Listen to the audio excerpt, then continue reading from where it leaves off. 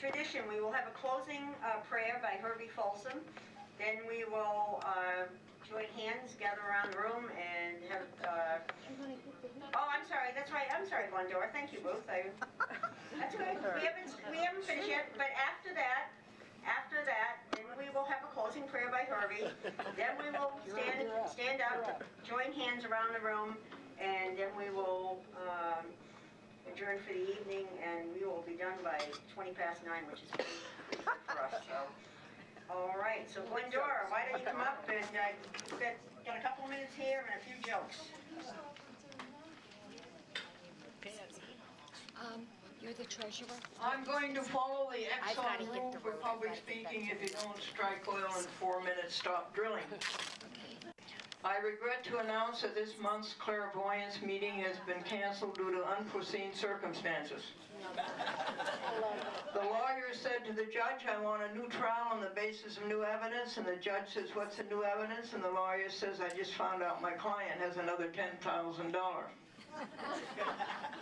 The eye doctor said to the Japanese man, you have a cataract. He says, no, I have a Rinkin.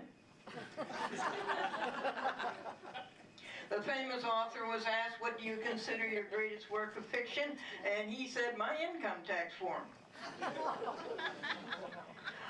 Marilyn was asked, why do you always take your check to the bank? You get paid and you take your check to the bank. And she said, it's too widows who go by itself. A man said that his town had the lowest death rate. Nobody wanted to be caught dead there. And they had a new fire truck. What do you use the old fire truck for? False alarms. And it's so small that the Masons and the Knights of Columbus formed a coalition, and they called themselves the Masonites. Now, folks, people ask me where I get these jokes, and I told them it's the family, the Folsom family. They started me out young. They started me out very young.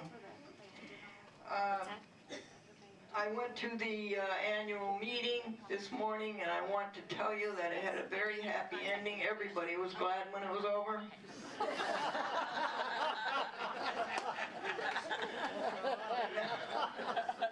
Now, folks, I have here something red, and in here there's something green, and now we are out of the red.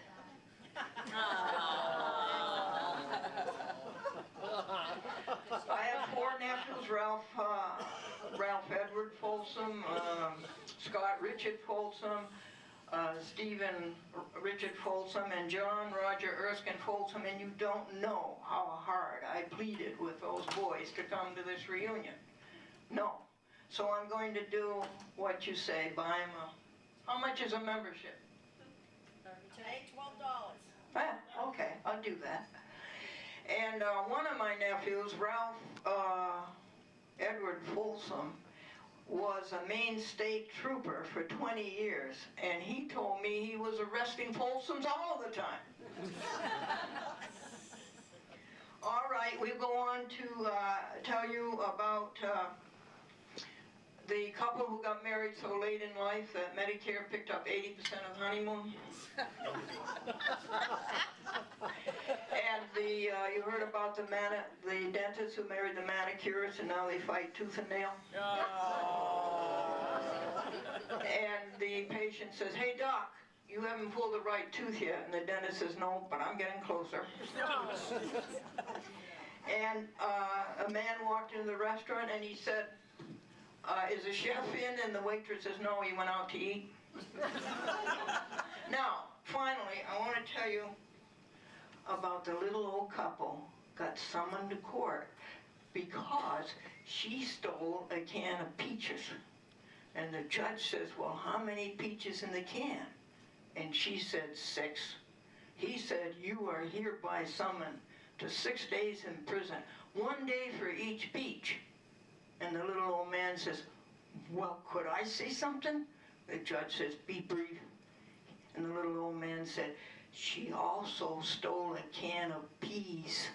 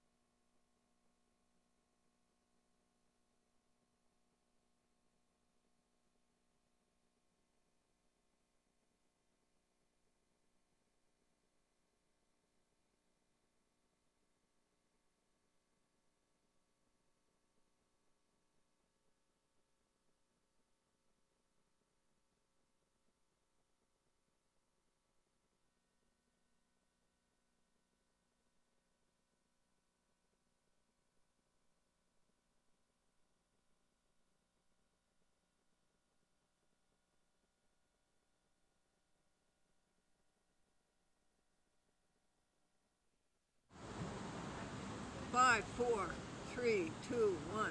Hi there, everybody. How are you today? This is my friend, Dr. Gordon Bermont. Dr. Gordon, tell me about Buddhism. All the good things about Buddhism. Well, you know, Glendora, Buddhism is a universal religion, The universal religion, like Christianity, like Christianity. and like Christianity, anybody can join. Anybody can join. There's no cost for membership. It's about 500 years older than Christianity, which makes it younger than Judaism, older than Christianity, but it's a medial parent of Buddhism were the Indian religions that the Buddha grew up in the middle of in the 500s BC. The history of the Buddha Yeah, is a really good idea before they get too far into it. Alright, I think we should just test it to make sure the sound works well. Because before you go, like, we're only 5, 4, 3, 2, 1. Hi there, everybody. How are you today? I'm very interested in Buddhism, and what I like about it is its compassion, and its kindness, and its goodness. And this is Dr. Gordon Berman. Tell me about Buddhism and all that nice compassion and goodness and kindness. Well, Glendora, number one, I want to say how happy I am to be here today. We're happy to have you. Glendora was kind enough to invite me to come up and do a few shows, and it's an honor for me to be here. And he came all the way from Philadelphia, all the way up to Fishkill, New York. Compassion in Buddhism starts with the recognition that we're not who we think we are. We think of ourselves as being solid, enduring, maybe even permanent creatures. And even if we realize that our bodies may go away, many of us have the view that we have something like a self or a soul that transmits over time even after our bodies have disappeared. This was certainly the belief in India at the time that Siddhartha Gautama, the person who became the Buddha, was born and raised and trained. And his great contribution to world religions and to world understanding was to say, look as hard as you like, and if you look very, very carefully, you don't find that eternal, permanent, enduring self. We will be much happier because we'll be closer to the truth if we understand that we are temporary, fleeting creatures of parts. Creatures of parts? What's that mean? It means, in the traditional way of looking at it, that the whole world is composed of 5 heaps or characteristics of stuff. Only one of which is what we think of as the material world and the physical world. Mind in Buddhism is every bit as important as matter. Mind is as important as matter. Absolutely. And in fact, one of Buddhism's great insights is that mind and matter should not be considered as completely separate and mixable properties. Once we get the worldview that Buddhism teaches, namely that everything fluctuates, changes, that we are part of that everything, and therefore that our idea of an enduring, permanent self is illusory.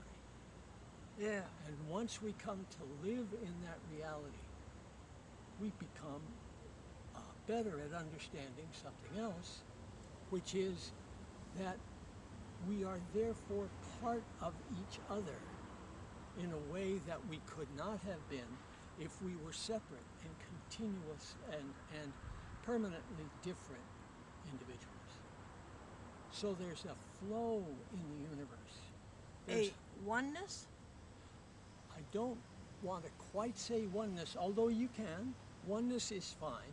But I'll tell you the way I feel about the word oneness, Glendora. It's kind of a showstopper. Once you say oneness, what else is there to say? And in fact, that was one of the critiques that the historical Buddha made about the religious setting in which he lived, which was that the notion of coming to oneness with the universe created a stasis, a lack of dynamic world action. Oh, okay. Because once you have everything, there can be no change.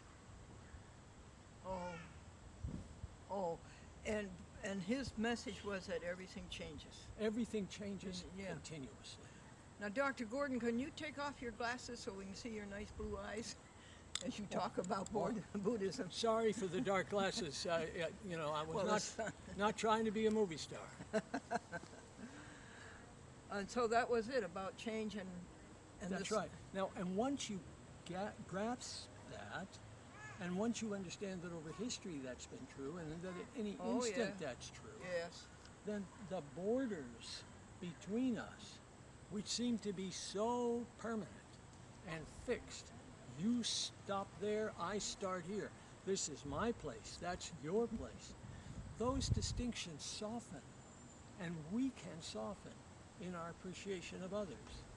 And once we come to have that appreciation, then quite naturally, our feeling for our fellows, our feelings for others in the world, not just people, but for all sentient beings, can increase, and compassion, feeling with the other.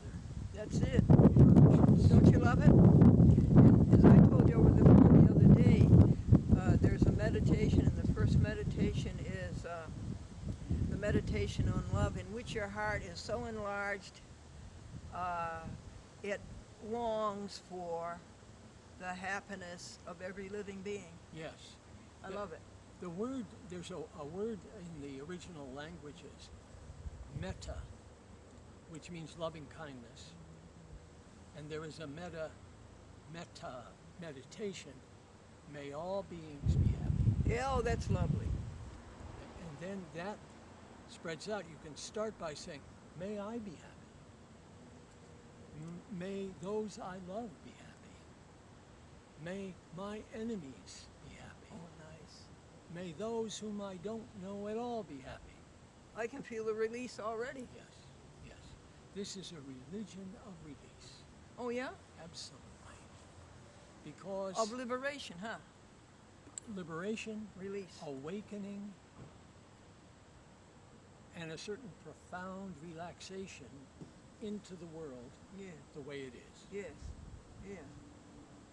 But doesn't this tie into the tradition that you teach and have taught for so long? I don't exactly teach. I just babble on about happiness. Is that what you mean? Yes. Why not? Yeah.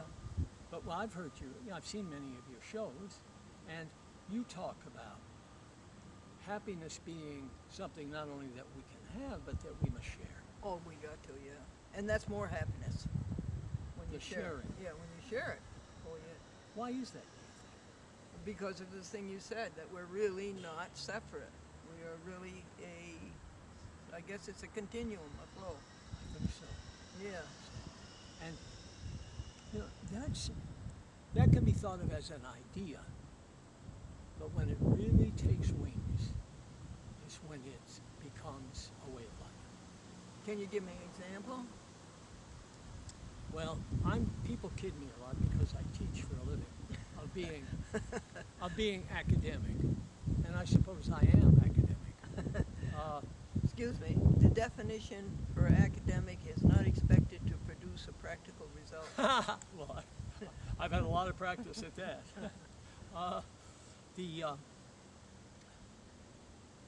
But there's a sense in which all of the great traditions move back and forth in their contemplations and in their meditations between trying to understand.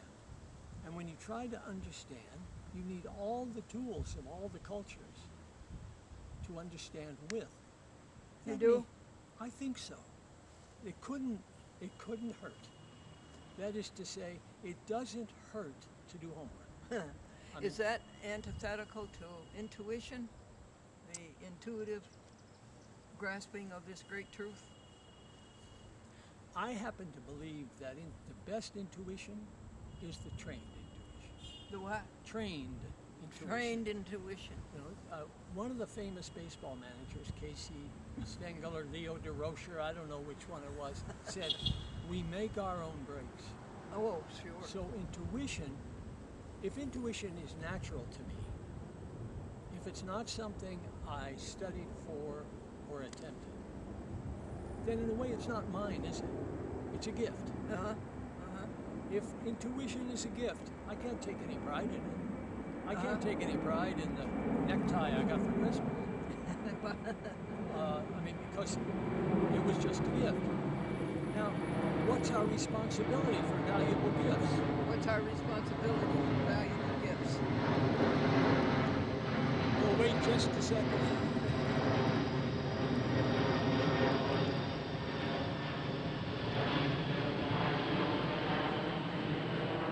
Well, If someone gives you a beautiful plant, yes. you don't put it off in the corner and not give it water. No, that's right. So if I have an intuition, if it's like everything else in the world, and I suspect it is, that can be nourished. Yes, yes, yes. And you're dropping in very close to the Sermon on the Mount, Matthew chapter 5. You don't hide it under a lamp. You don't hide it under a table, your lamp.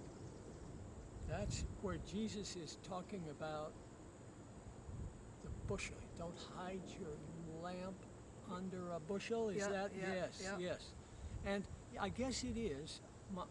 My sense is what we have to do is take the gifts we've been given and repay whatever it was in the universe that brought those gifts to us That's nice. by feeding those back into the universe. Very good. And that's happiness.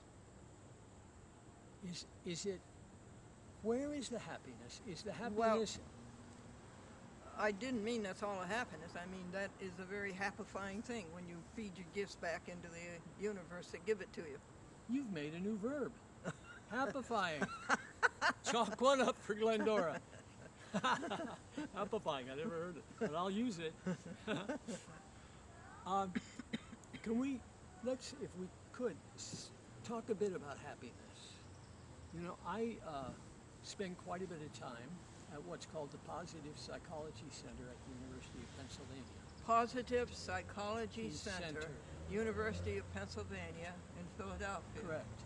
I see, and you're there in the Department of Psychology? I teach in the Department of Psychology, but they've been kind enough to give me an office in the Positive Psychology Center. Oh, Positive Psychology Center, nice. That's quite an honor, and I'm a guest there, and very grateful. Oh, yeah, congratulations. And the people who work there have spent years thinking about happiness, writing about happiness. Really?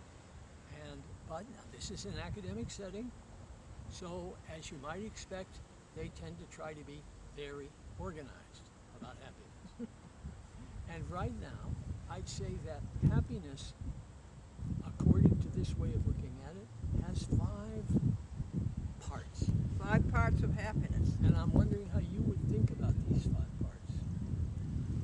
The first, and I can tell you a way quickly to remember these 5 parts with a word that we hear as part of another word often.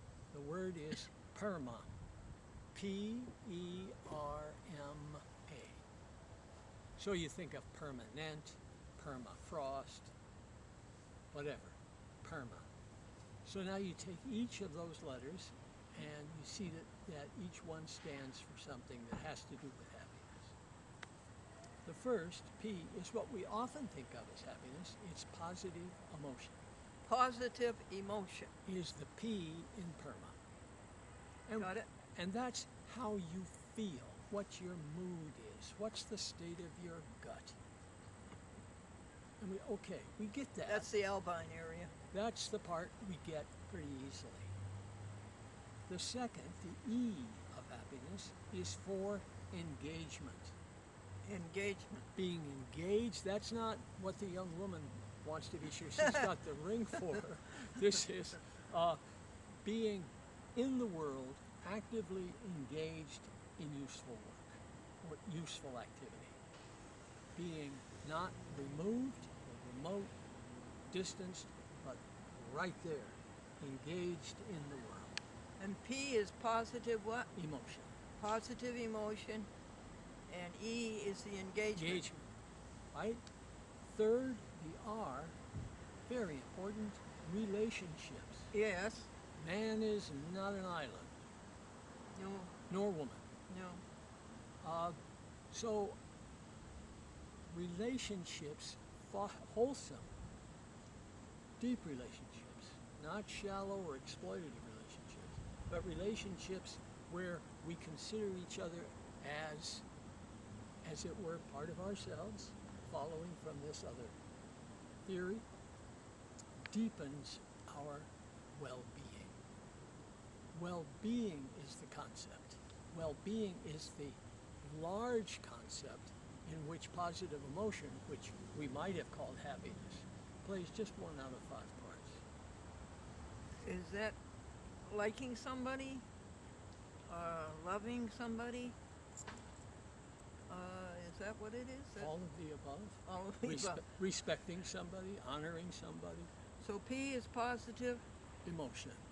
and E is the engagement, and R is relationship. relationship. M is for meaning or meaningfulness. Oh, instead of trivia? Well, I'll tell you where it comes up. One place it comes up is in the way many people now think about religion. The way many people are now thinking about religion, and again, these are people in universities and colleges, this is an academic worldview, think about religion as being the search for meaning, the search for meaningfulness. Oh, that kind of meaning. What Okay. you might think of as spirituality, but it can be very well encompassed by the world's traditional religions. They preach a doctrine of meaning. Here's what counts in life. Like what? Like the salvation through grace or salvation through works. Oh, okay. This is the most, people's religious positions are often the most, they will tell you they're the most meaningful things in their lives. For some people it will be behaving according to a certain set of ritual rules. Keeping kosher for Orthodox Jews, praying 5 times a day for an observant Muslim. Is meaningful your relationship to the Creator? One can certainly, here's the thing about meaning, is that we create it. If it's something we've swallowed undigested, it will have the normal consequences of undigested swallowed things right to us. But it will last if we make it our own. If the Creator God is a reality in one's life, then it can be a source, then that Creator God can be a source of great meaning. But for someone who says, well, you know, I've struggled with the idea of a Creator God, and I don't find it in my heart. I do not find a Creator God in my heart. It would be not a particularly kind thing to do, nor would it be meaningful to say, well, Buster, you better get back on your knees until you find that Creator God. Rather than saying, well, what do you find meaningful? And if he says, I find the wisdom and compassion of the universe meaningful, then that person will find meaning in that approach. So creation is a contested matter. How did the world come to be? Many people say, read the first book of Genesis and you've got it. Other people say, well, maybe not. Read the second book of Genesis. You know, you got two creation myths in Genesis. But what about those who are not from the tradition of the Bible? So they have a different sense of Creator God. What was the sense that Buddha had of Creator God? He certainly knew the intertwining of nature, of valley, of animals, of people. He did. And you know what his response to such metaphysical questions was? No. Noble silence. Noble silent? The Buddha was not a metaphysical teacher. He was a healer. He was about suffering and the elimination of suffering. And he saw in India of his time how the various religions had splintered and how all the various myths of creation, A, could not be proved, had to be found within the heart. If one finds such a story, if one finds such a tradition in one's heart, that's the end of the story. That person has created meaning, and we must honor that, should honor it, because it's part of the human experience. The fifth part, Yeah, let's go them again. Positive. emotion, engagement, relationships, meaning, and accomplishment. Oh, good. Accomplishment. Now, what counts as accomplishment? Well, again, there's no big book that lines all that out. That has to come from within, but it also happens in a cultural context. So what counts as an accomplishment for someone who earns his living by fishing in the Mekong Delta is not going to be the same sense of accomplishment measured in terms of income or other kinds of materialist variables as somebody who's in a high-rise building in the middle of Manhattan.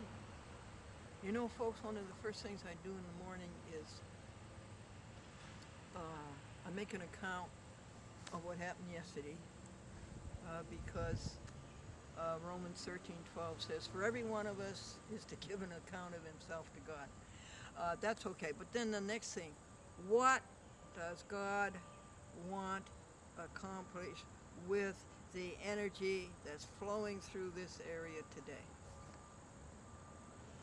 And how do you get an answer? It's a to-do list. And your It's to-do a list. to-do list. Exercise the body, take care of the cat, pack up and go to Fishkill, pack all the video equipment, make nice programs about the Creator. Mm-hmm. I'm trying to think if I do. Well, of course, I do to-do lists. And I suppose that I would like to believe that now in my 76th year, that what I do grows out of wholesome aspirations. Yes, nice. I'd say I'm maybe 70-30. So my to-do list can range all the way from meaningful things to maybe not so meaningful. But that was the idea. What does God want to accomplish? This is the God energy flowing through this area at this moment, this day. What does God want to accomplish with that end? And what is it? It's to spread happiness. There we are. To spread that's your purpose in life, isn't it? Yeah. Could you tell me when that message got to you that my job, Glendora's job, is to spread happiness in the world? In its purest form, I would say in the year 2011, Anno Domini, I would say 2011. This is only 2012. And what were you thinking before that was your purpose?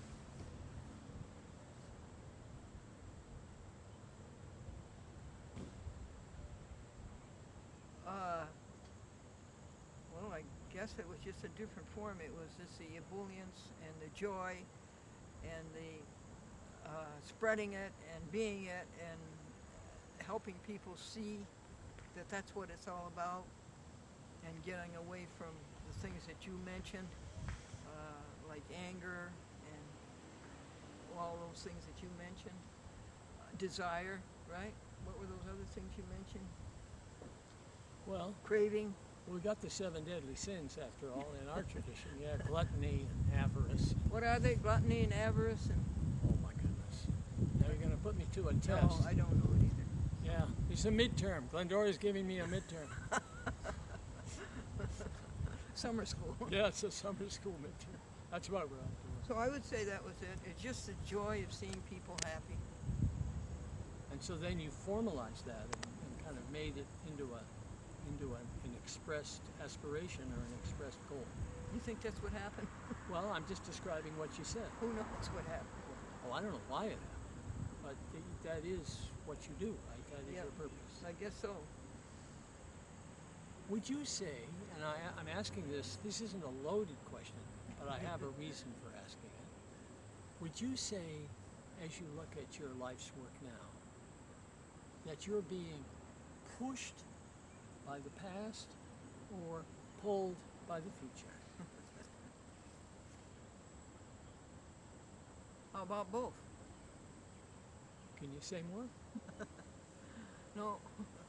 But the urge is there, just to have people see the light, see the happiness, and enjoy this great, wonderful life and the superabundance and the copiousness that comes from above. So that begins with the urge, but it's an urge to spread a message that you have deep confidence is true.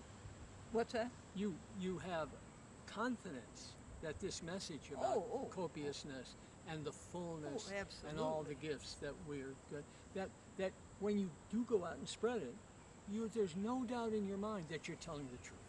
Oh, absolutely. This very moment, begin to count the blessings. You couldn't. You couldn't count the blessings in this moment. Do you do systematic counting of blessings? Yeah. Could you talk about that? Yes. I count 15 blessings every hour and rejoice about something every quarter hour. How many times in the 15 that you count, how many times do they repeat? No, I don't think they repeat in the 15. They might repeat hour to hour, but you don't have Well, no, to, that's what I meant. I mean, so hour to hour. There's such an overflowing richness that they don't repeat very often. Okay. There's just so much. That's wonderful. Do you write these down or just rehearse them in your head? No, they have to, mostly in the being. So we were at accomplishment, remember? Positive. Yep. Emotion, engagement, relationships, meaning, and accomplishment. And this is what you teach in your positive psychology. This is now, I would say, very modern positive psychology. That's lovely. It is nice, isn't it? Yes, how many students are... Well, let me say first that the person who has made this flag under which to march forward is a psychologist named Seligman, Martin Seligman. Seligman? Yes, and the book in which he announces this and spells it out is called Flourishing. Flourishing. The idea is, what does it take to have a flourishing life? That's good. Boy, if you teach kids that in college, you've accomplished.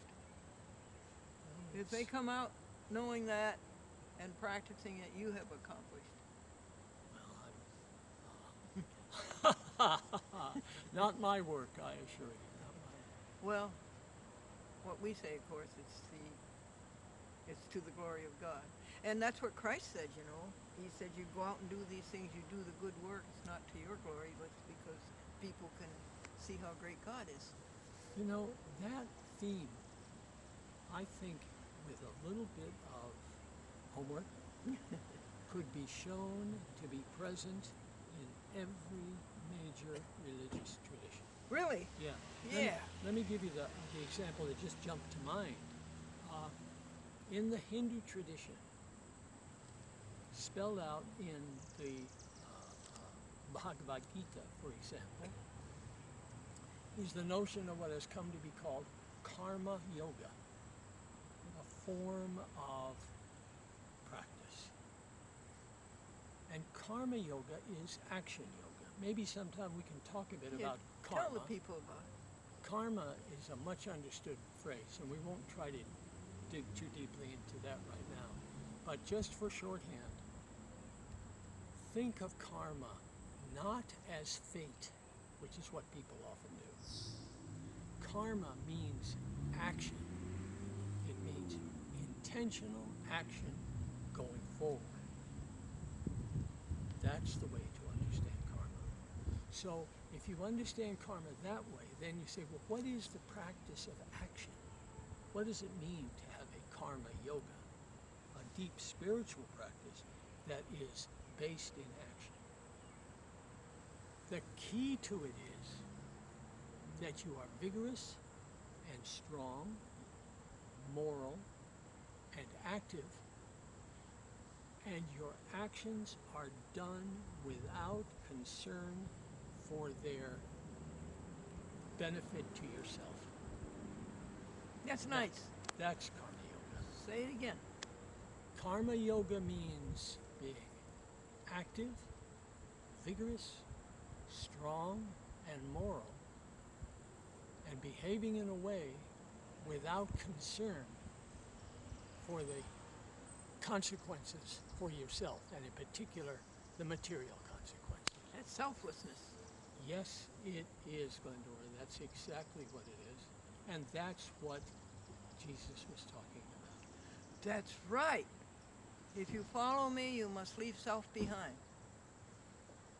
And the whole tradition of Buddhism, which distinguishes itself from its Hindu context, is what we started talking about, which is the disaggregation of the self, moving from the idea of a rigid, eternal, or permanent, enduring self to a self that is floating along, or not as a single unit, but a self that is disaggregated into the world, so that not so much that we have to worry about the physics of that or its metaphysics, but as a practice, as a way of understanding that each of us is part and parcel of the world.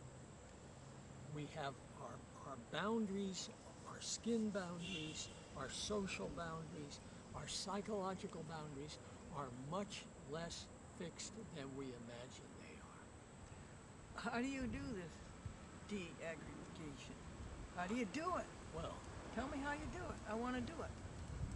the traditional way was meant for monks and nuns, Oh, for people who had so much leisure oh, that they could sit and meditate for long periods of time to understand these concepts and their realization in their lives. That was the beginning of Buddhism. Buddhism was, from its beginning, a religion of strenuous personal practice, austerity, but not mortification. no. He almost killed himself Exactly. with asceticism. And so that's right. And so no starvation, Yeah. no self-inflicted wounds. He did it for 6 years. But nevertheless, no gluttony, no unnecessary materialism. We're not going to run around with no clothes at all, but we don't have to have a closet full of them. He had his underclothes and he had his robe, And interestingly the enough, yellow robe. some of the earliest writings in the Buddhist tradition are not the sutras, the words of the Buddha. They're the sets of rules that told the monks in their monasteries how to behave, how many robes they could have, Oh, how they were to eat, and they had to be yellow too. what they could eat. So getting one's behavior right, right action, is from the very beginning at the heart of the Buddhist teaching. Yeah, he told some of the monks that they were priding themselves on how worn and tattered their robes were, and he said, don't do it. Just stay with plain yellow robe. Yes. Yes. But I want to go back and see how I can do this. This Disaggregation. this disaggregation. So I sit and meditate. Of course, that's true. If you think about it, you come to the realization Can you of the truth. Can you separate? So, for example, one way is to separate sensation, what impinges on our eyes and our ears, makes its way to our brain, from perception. That is to say, what we take that sensation to be about. Now, with careful meditation, you can begin to disaggregate our placement of meaning onto sensation from the sensation itself. They are not the same thing. There's all kinds of reasons to believe that the way we structure the world is very actively. Our consciousness is not a TV recording or a photograph of the world. It's a very active interaction between our brains and the rest of our bodies and the environment that surrounds us. But what we do in that world is to move and fashion our environment so that we are in causal relation to our environment. We change the very environment that is changing us. So we are in a dynamic relationship, and if we are alert and mindful, that's a word I can come back to many times, mindful about the world we live in, we can restructure in a way that's more wholesome, helpful to ourselves and others than it was when we started to think about these things, and from that comes happiness. I don't get it.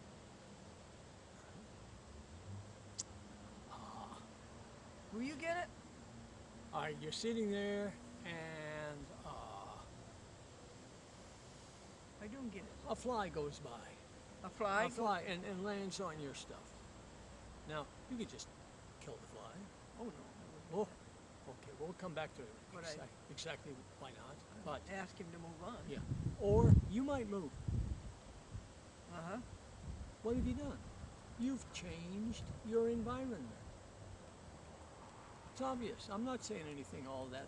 I may put it in kind of general terms, but there are kinds of examples, simple kinds of examples. Every time you respond as a result of some signal that you get from the environment, maybe I could do something like this. And you do it, you're changing the environment. Now you're changing the way the environment's going to appear going forward. How does that make it closer to God? Right. Anything that gets you closer to the world as it is in fact gets you closer to the truth. Okay. And anything that gets you closer to the truth, however slow the process, gets you closer to God. Yeah. I just thought of a good comparison. A Buddha is saying that if you learn the truth, that you have a liberation. You have a franchisement. You have what's another word for it? A salvation. You have Enlightenment or awakening? an enlightenment. So Buddha said that. Remember what Christ said? You shall know the truth, and the truth shall make you free. Hey! That's right. That's right. These similarities pop up a lot. Oh, there's more similar than differences. Now let's go back. We've got P is Positive emotion. E is engagement. Engagement. R is relationship. And Is meaning. A is accomplishment. okay. Could a person sit down and meditate about that? That would be a good meditation. That's interesting.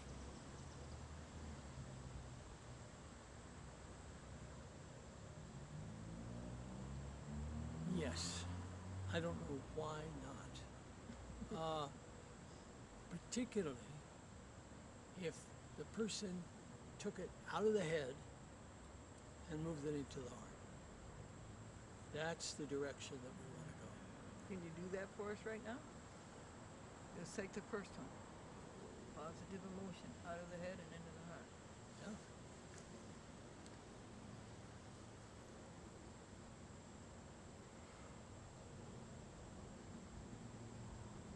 May all beings be happy. May I be happy.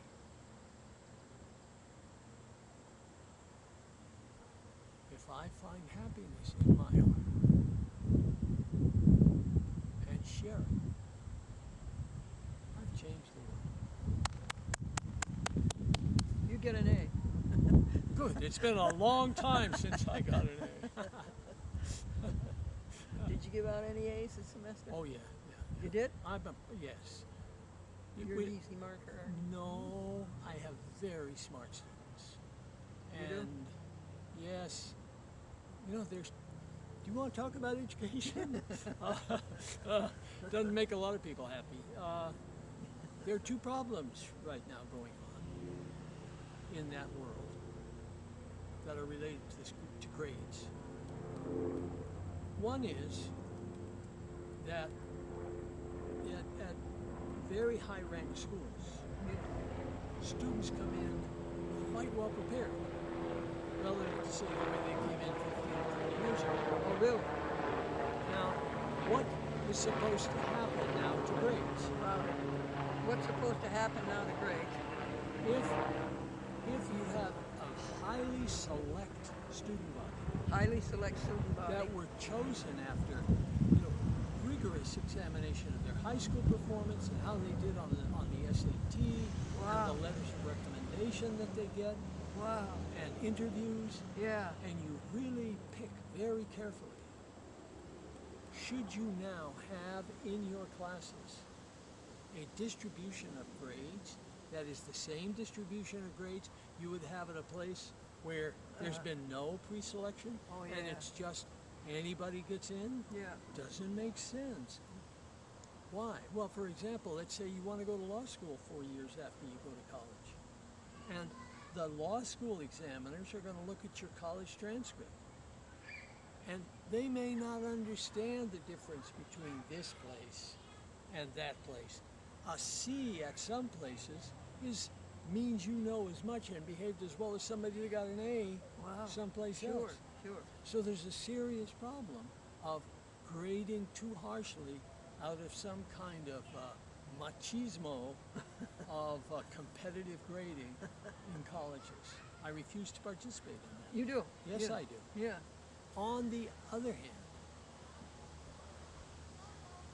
if you don't make any distinctions, give everybody A's, say, or everybody B's, then there is a sense in which you don't let students know that you recognize that in any endeavor in the world, it's a root fact that there are degrees of difference in talent and work ethic. Some people just are more natural at certain things than others, and some people are willing to work harder than others. And if you put those two things together, natural talent and hard work, these are the people that go to the Olympics. Oh. These are the people that graduate summa cum laude. Yeah. These are the people that go to the best professional and graduate schools. Yeah. These are world beaters. And not to recognize that is also too bad. It Yeah. just flattens It things is. out, even if you're flattening it out toward the top. Yes. I graduated summa cum laude. Now, Gordon, while I check my cameraman who's fast asleep, and tell the folks about your history, where you were born, where you went to school, what your jobs were. Yeah, and tell them what your jobs were. Here's my cameraman. Hi, cameraman. Got to catch the. Yeah. Tell us, you were born where? I was born in Los Angeles, California, Really? October 10th, 1936. Is that so? People were actually born in Los Angeles. Absolutely. They didn't all come in, I huh? was the only one that year. Born, yep. My mother and father were both from Kansas, and they had lived in Los Angeles about 15 years when I was born. My older brother was born in Los Angeles, same hospital, 10 years earlier. So there I was in Los Angeles, and we lived in Hollywood. Oh my goodness. Yes. And I went to public schools in Los Angeles and managed to have more fun than do work. So by the time I graduated high school, I was not able to go to a first-class university. I was. You hear that, Austin? I was behind the curve. Yeah. Behind the curve. Not like Austin. And so one of the great good fortunes was I went to Los Angeles City College. Uh-huh. And I must tell you that those 2 years made me a big fan of the community college, city college system. Oh, good. But imagine this. I started Los Angeles City College in 1953. In 1953, the Korean War was just about wrapping up and close to being done. Not quite. But more importantly, Eisenhower was president. More importantly, the last of the consequences of immigration from Europe as a result of World War II were still being felt in various ways. There were many new locations, relocations, dislocations, people coming to places like Los Angeles from all over the world. I was so fortunate because one of the courses that I took at LACC in the fall of 1953 was German. I had taken it in high school and flunked it terribly. But my teacher in that class was Meyer Krakowski. If I could call him Saint Meyer, I would. Meyer Krakowski, a small Jewish man from Krakow, Poland, who had emigrated with his family from Poland to Canada. As I recall, his mother and his sister and he had come to Canada, Toronto, I believe. He wanted to be a physician. But family circumstances prevented him from going to law school. He needed to earn money to support his family. One thing led to another, and he ended up on Vermont Avenue, the campus of Los Angeles City College, which when he first got there, it was part of the University of California system.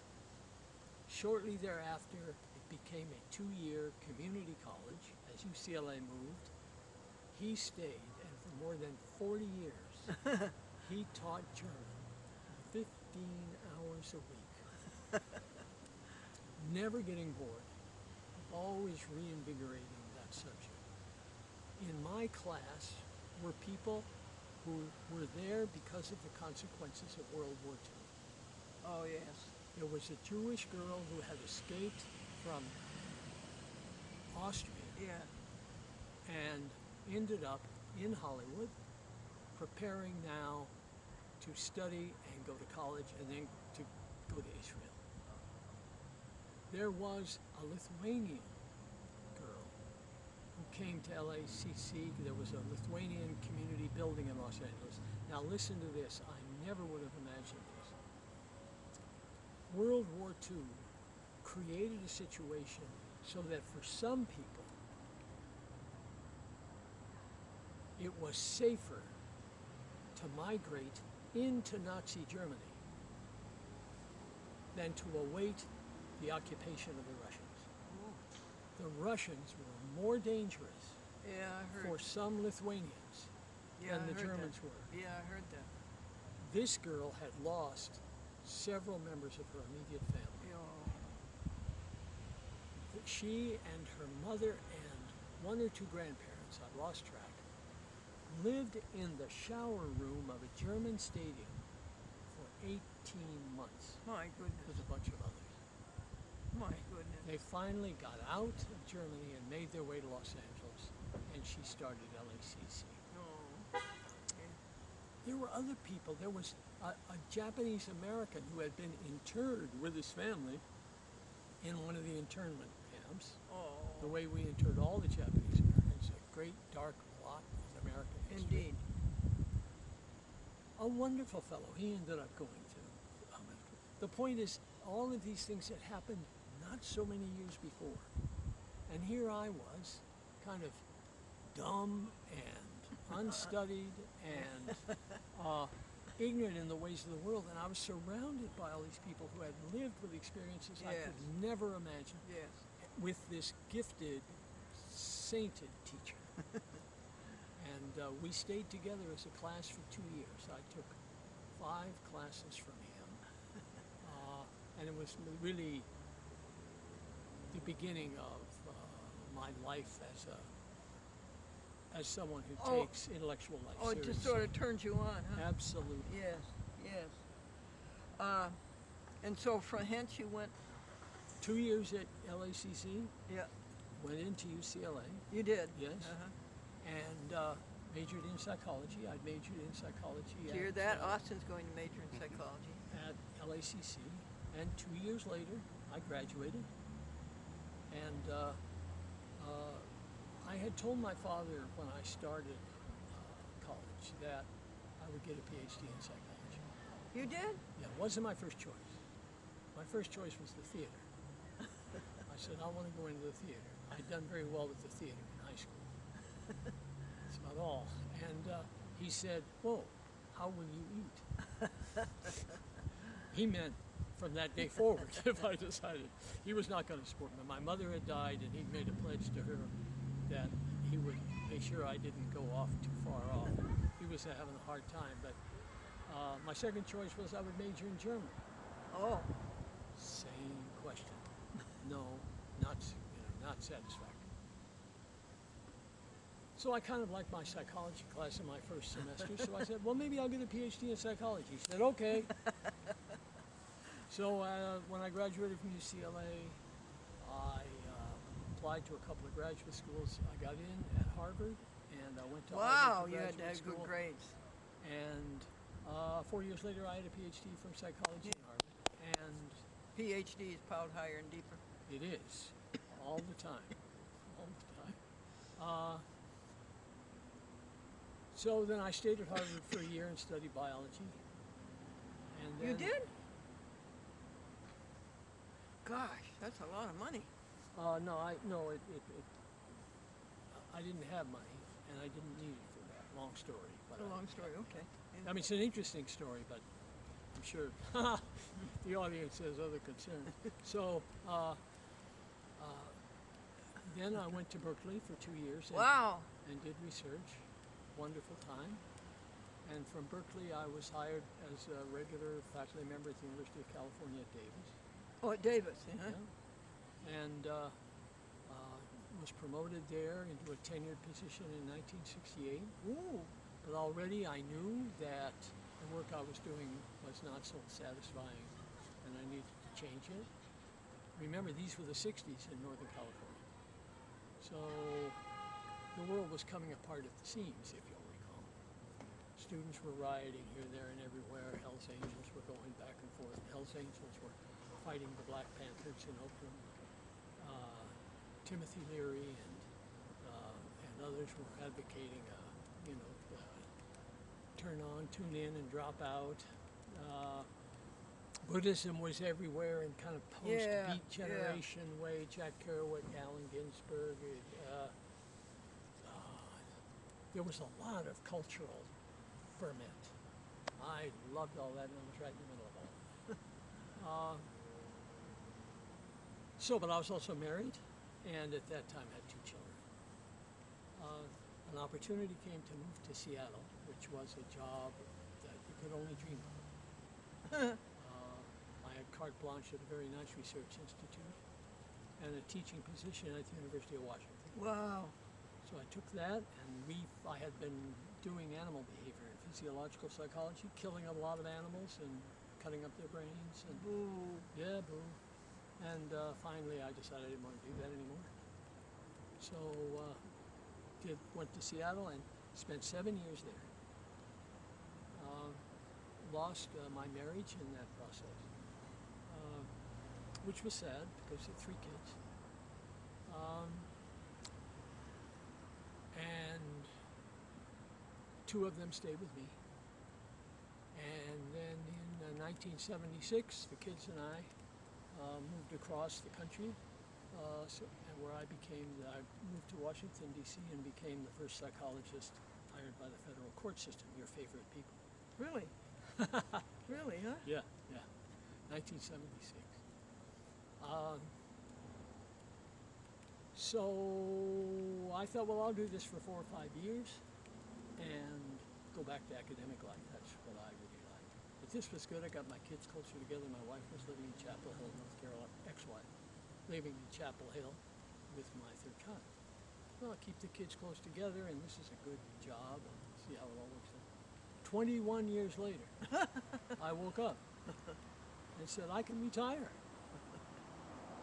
I had not really been bored all that time. Got remarried. Kids were out of the house on their own, pretty much. Well, my son wasn't. Not in that time. Not quite yet. And I left the courts. I got a consulting job with the Department of Justice. In '86, I found Reverend Henry Tsuji. Spell it. Tsuji. Tsuji, who had been the bishop of the Buddhist Churches of America. And he and Hoshin's father, our friend Hoshin Seki, he and Hoshin's father knew each other very well, of course. And I met Reverend Tsuji, and that was all there was to it. There's Hoshin. Hi. So that was all there was to it. I was wedded to those principles within months of meeting him, Really? even though I didn't really know what they meant. Yeah. So it was his, what I like to think of as sideways teaching, his person. He embodied the teaching. Yeah. He also knew a lot, but it wasn't in through here. It came this Yeah. way. A lot of it came. Yeah. And let's take this because the sun is changing. The people can't see your eyes anymore. Can you take your I thought, hold my hat now. Be careful of your. Yeah, I probably should. His So skin what is should I do? sensitive. But I His can skin put- is, yeah, I that's can put good. yeah. How old were you? At what time? Oh, but 50. Yeah, 50 years old. Big 5-0. The big 5-0, 1986, absolutely. Yeah, that was the year I met Reverend Tsuji. That'd be about 25 years ago. 26 years ago. Yeah. Yep. So I consulted with the Justice Department, and I consulted with others, but the religion really became more and more important to me. And at a certain point, I became politically active in the lay structure of the church. And at a certain point, I was elected president of the national organization. Oh. So for 2006, 2007, I was president of the Buddhist Churches in America. Oh. And that was a non-renewable, term-limited appointment. And it was just at that point when I stopped doing that, for whatever reason, the opportunity to teach at Penn Oh, University of Pennsylvania, Yeah. Philadelphia. It opened up, and it took me about a second and a half to say yes. Here I am. Here you are, yeah. Too long a story, sorry. No, thank you I very mean, I'm much. very old, so it takes me a while to tell the And story. I guess your father decided that you knew how to eat. You found something to pay Yes, for eating. yes, I'm very grateful to my father. He's a wonderful man. Now let's get back to what you are teaching your students at the University of Pennsylvania. I teach two courses that are pertinent to what we're talking about. One is called the Embodied Mind. Embodied mind. The Embodied Mind. Tell the folks about it. I said, I guess a little bit ago, that within this worldview, mind and body are not considered to be separate. But it's also clear that our experience is unique in the world. Every time we think we're going to do enough science that we can explain consciousness, explain awareness, by doing all kinds of fancy experiments with the nervous system, watching how this part takes up more oxygen or less oxygen, and how this circuit works and how that circuit works, and all these wonderful facts. It's really quite amazing what's going on in brain research. We need to pause and remember that all of that understanding is the work of the scientist reflecting in his or her study or laboratory about what he or she is observing. There is a flow, a flux between the first person experiences of consciousness and the public third person, what we usually think of as external world verifications of what we are seeing and theorizing about. So consciousness is not going to be successfully explained away.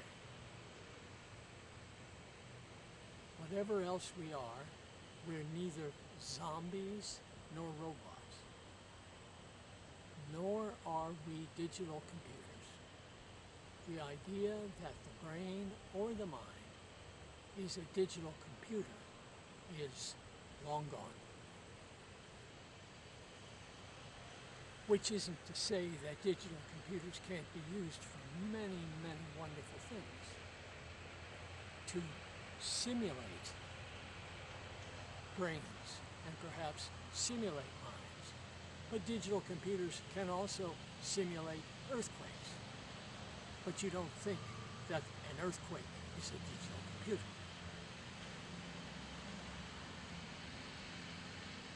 The other thing that needs to be considered is that our consciousness obviously does not stop in the brain. We've become so enamored of the brain that we forget that the brain without the body cannot do its work. There are many science fiction stories, for example, about the evil scientist or even the good person who, for whatever reason, has to have his brain taken out, and that brain is put into a vat of fluid to keep it alive, and then the great scientists come in and communicate with this brain. This brain can learn, see, smell, whatever. Doesn't work that way. A brain in a vat is not anything like consciousness. Now, how's that fit in with Buddha?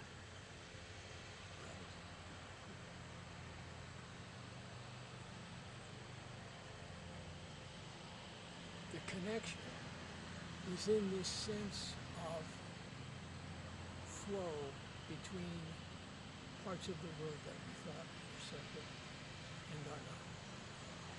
Brain and body, mind and body. They're not this and that connected through the pineal gland the way that Descartes thought. There's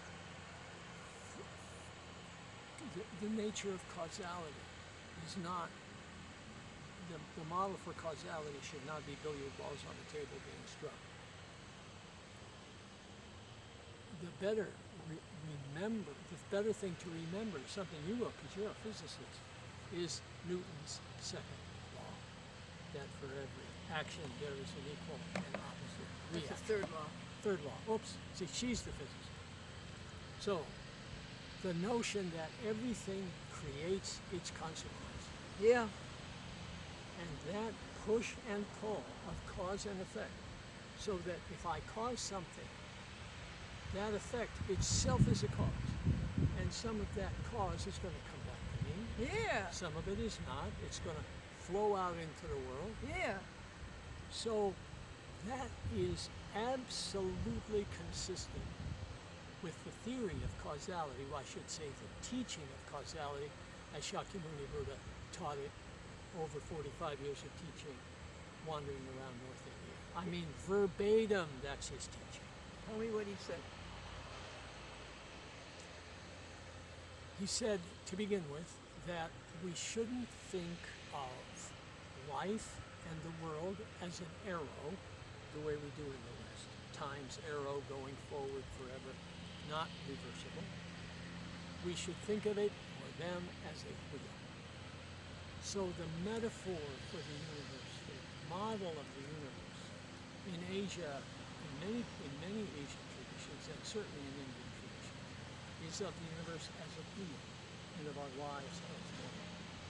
Our Now, lives is what? one, a wheel. Now, this wheel turns incessantly. And the key to liberation, the key to awakening, the key to nirvana, if you like, is to snap that wheel. Stop the wheel, I want to get off. Really? Yes. That's what he said? Yes, that's the tradition that he inherited. Now, how does he interpret the wheel? There are 12 spokes. Each of these spokes is a condition for the next. Is a condition? Causes and conditions. A condition is something that sets the frame. We think of a cause as being like a single thing. Push, pull, I push, hand moves, like this. The reality is that that always happens in a context.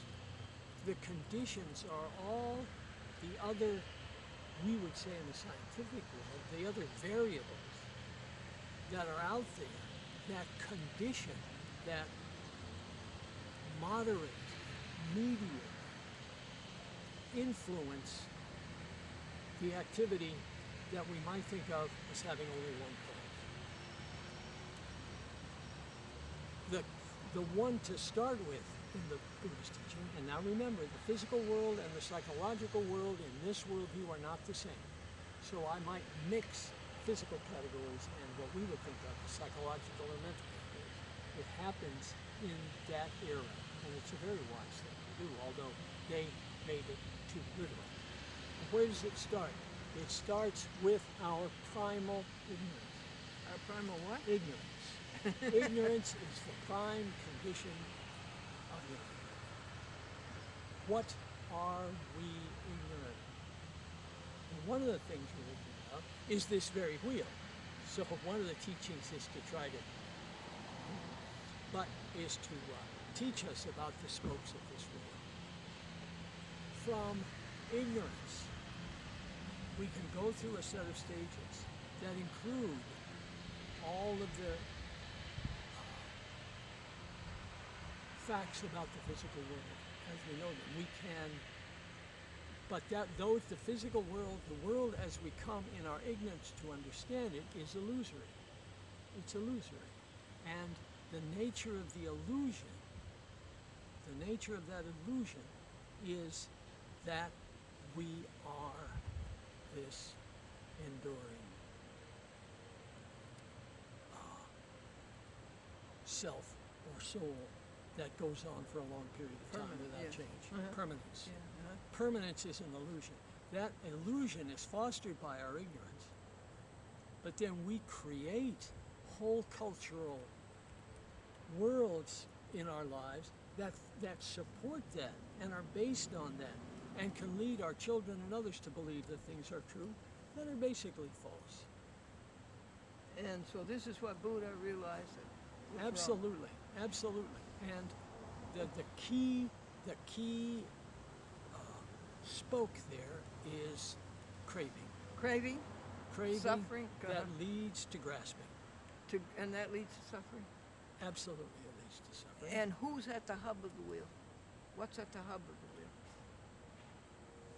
That's a very good question. I'm going to say, for fear of saying something wrong, that I think the hub of the wheel is not characterized as a thing in itself. Okay. I mean, after all, this is a religion about not having It things just in is themselves, folks, right? okay. Yeah. Yeah, so this is an image. I don't think the metaphor goes to its hub, although it may. I may just be wrong. Now you've given me some homework. A prolonged metaphor. It is a very prolonged metaphor. But it's absolutely central to understanding why Buddhism works the way it does. Do you see a gratifying return in your students? Do they really seem to mature from the beginning of the semester to the end? Do they catch on? Do they Some students get it. they really get it? And I love that. Oh, you know how gratifying that is. Yes, of course. That's precious. Some don't want to get it. I mean, in the sense that that's not why they're there. I mean, they're there saying, well, when's that beer party start? They're just not that. This is one of 5 courses they're taking, or one of 4. It's just part of their schoolwork. Yeah. Nothing special. But the ones who do get it do catch on. About how many? These are small classes. They're undergraduate seminars. I have 16 to 20 in each. Oh, really? That many? The You know, other- you know about the college president was showing a group of businessmen around the campus, and one of them says, "How many students do you have here?" And he says, "Oh, about 80%." Or is it too high? Yeah, so that's one class. I could go on, but that's, we could do a course. And this is the one that's PERMA? the PE? embodied. No. Oh, that's not. No, that's over in the positive psychology land. Oh, okay. Sorry. Yeah, that's all right. I mean, everything connects, but and it also connects with my other class, which is psychology and religion. Psychology and religion? Yes. And That's there, interesting. and there I teach a different message. The message there is that not all my students, but many of my students have the following issue. They are, in a way, reacting negatively to the religious training they received at home. Tell the folks. But they have a strong yearning that they characterize as spiritual. Oh, sure. So you have an odd kind of dichotomy. Religion, no. Spirituality, yes. Oh. Now, this creates kind of a hardening of the emotional arteries, because they have to be against something. And one of the messages that I try to get across is, look, if you understand a couple of things, you can soften that hardening process. And you needn't be hostile to organized religion. I mean, certainly organized religion has got a lot to be held to account for. I mean, just pick up the Philadelphia paper of today and yesterday, and we learned that Monsignor Lin, who covered up terrible sexual abuse crimes of some of the priests in the Philadelphia area, he's going up for 3 to 6 years.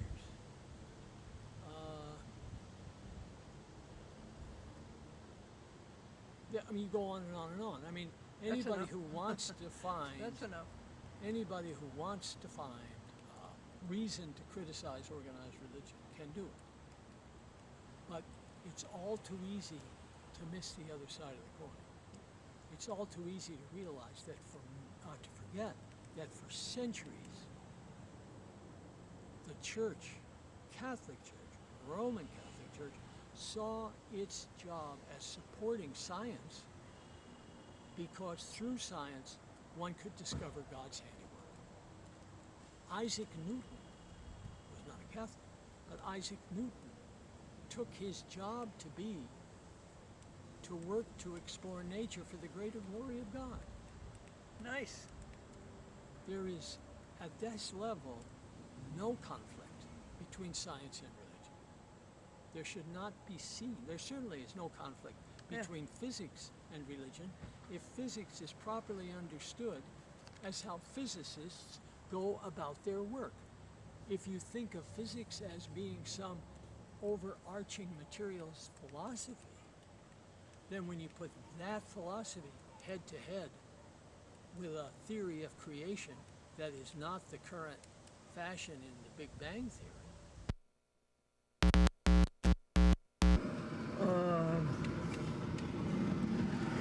Covered up in 1980. Went to KD.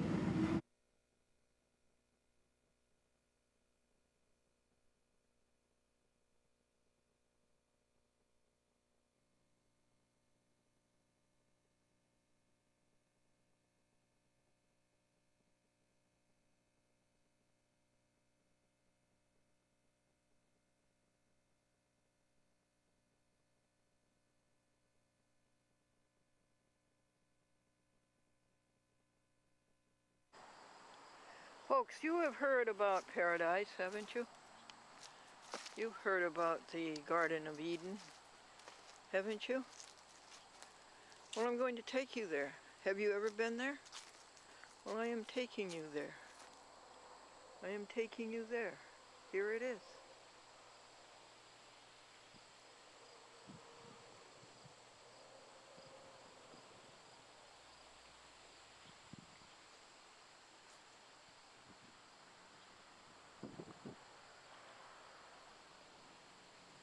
This is paradise.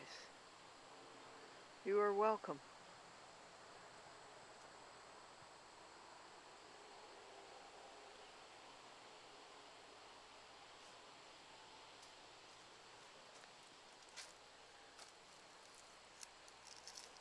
Why do you create all the time, God?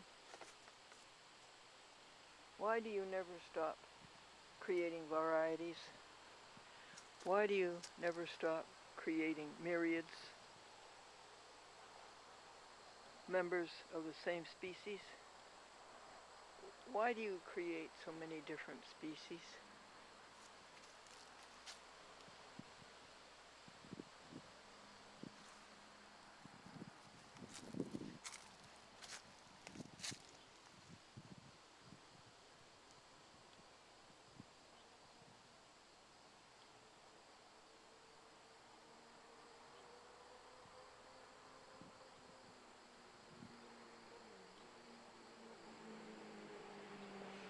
Why do you keep doing it on and on and on?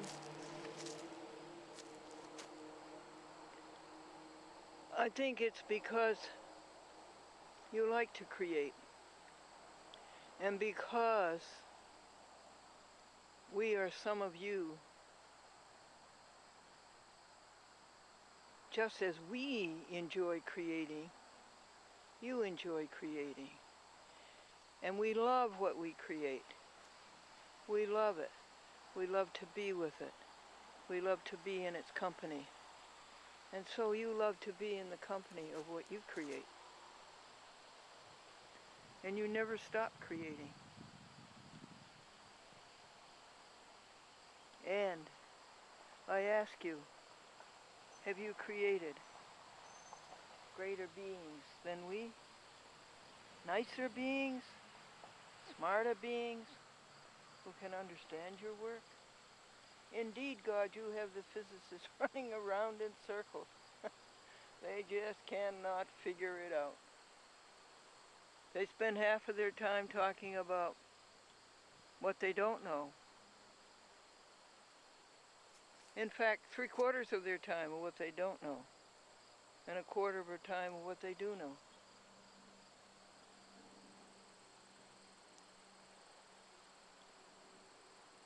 This is Happiness Chat, number 79, I think. And we're all going to sit down together. And we're all going to talk about happiness.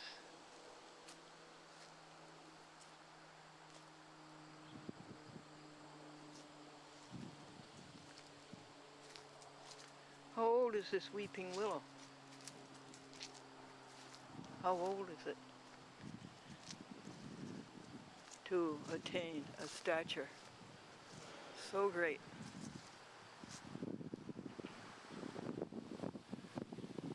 Millions of leaves.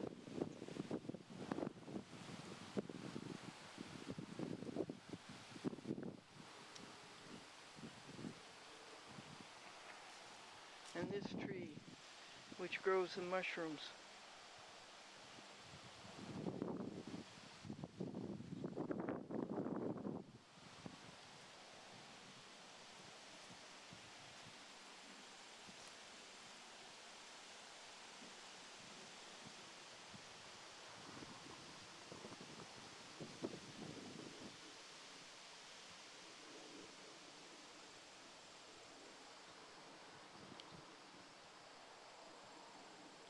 You are enjoying yourself, people, in paradise. You are enjoying yourselves in the Garden of Eden.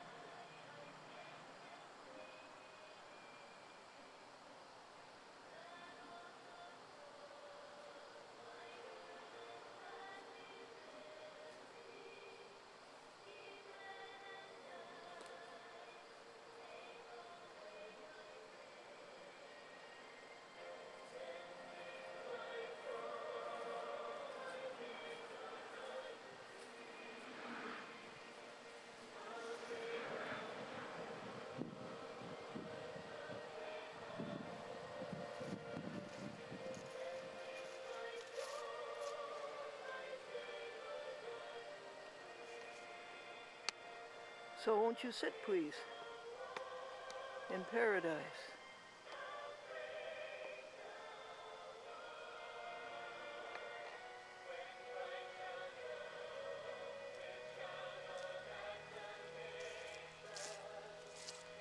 My mother was asked, what do you like best about Christmas?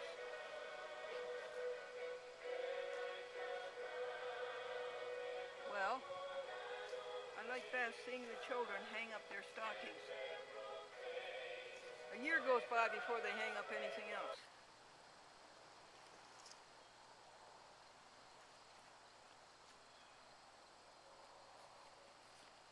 And do you know that today's Christmas presents are tomorrow's garage sales? This priest asked a young lady, when are you thinking of getting married? And she said, constantly.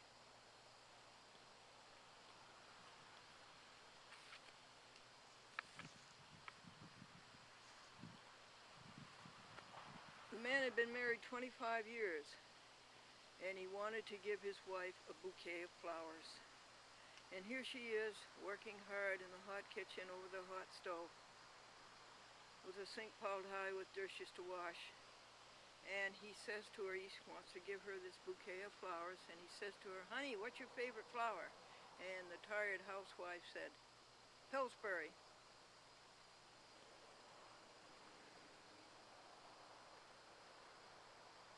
George, you've been up to that buffet table 8 times. Aren't you ashamed of yourself? Oh no, honey, I keep telling him it's for you.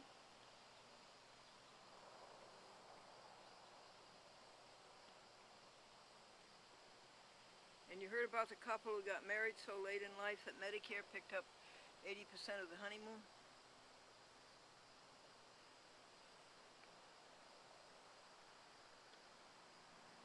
Wise guy walks into the city hall clerk's office and says, what's it cost to get married?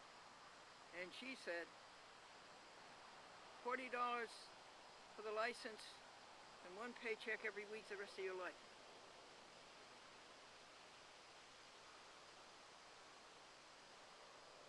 A man was asked, why do they call English the mother tongue? Why do they call English the mother tongue? Said he, father never gets a chance to use it. And you heard about the snake charmer who married the undertaker,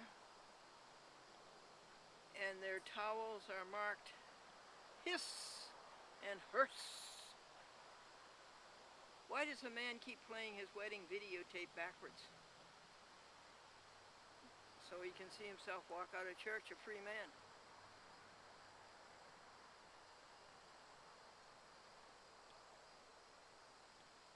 Daddy,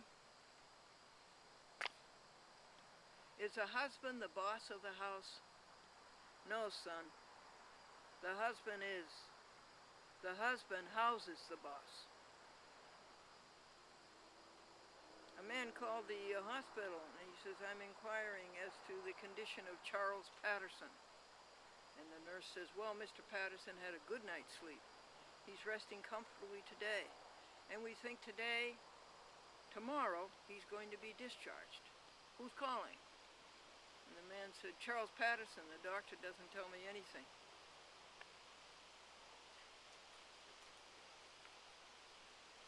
I'd like to talk to you now that we're sitting in paradise together about the last few paragraphs written by Sheldon Cheney, published in 1945 by Knopf, Men Who Have Walked with God. And it's the last few paragraphs about Gautama Buddha, 500 years before our Jesus Christ. And Sheldon Cheney evokes the spirit of William Blake, a mystic who lived in the 1800s in Great Britain, in London, in England.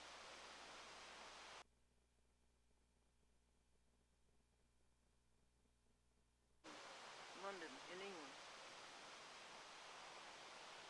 He also, Sheldon Cheney, evokes the spirit of St. Paul, the Apostle.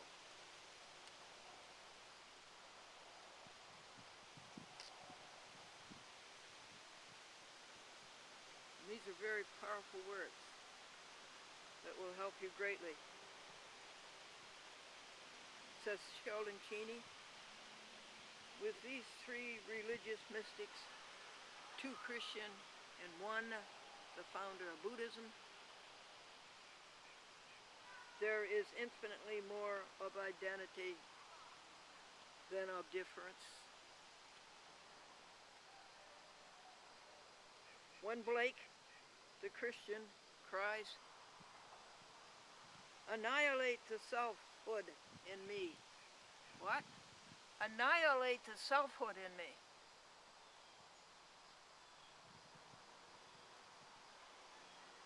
He completes the line addressing God with the supplication, be thou all my life.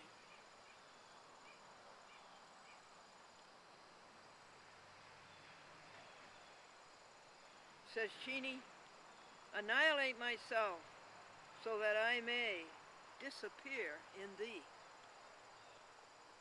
The way of expressing the prayer is Christian.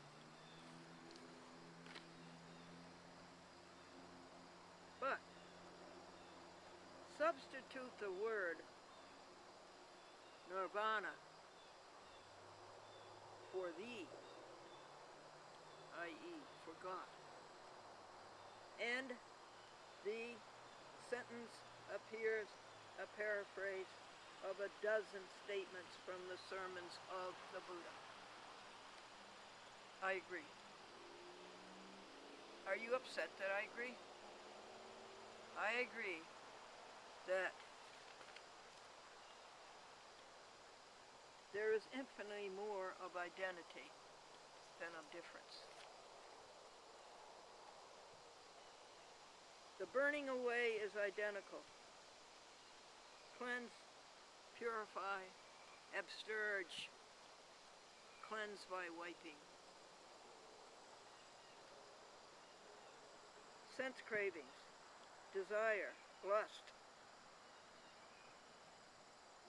Rid the mind of the infection of self. Burn away the passion for possessions, the carnal craving, the brutal reach for power, the greed for fame. I don't want either, do you? And when the flames die down, there will be that other extinguishment, the emergence of the individual in God, in the one case in nirvana, in the other, God. Emergence in God, in nirvana. Does it matter that Paul and the poet Blake called the place of attainment the city of God, while the Buddha named it the city of peace? That the Christians termed it the heavenly Jerusalem, while the Buddha spoke of it as the universe of delight. Does it matter, folks?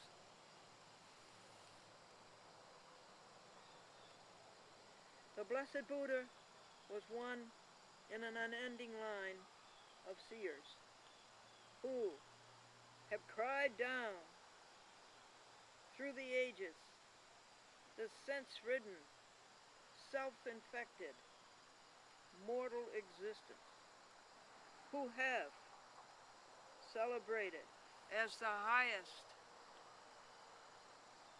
and holiest aim of life the attainment of divine consciousness, or enlightenment, capital E.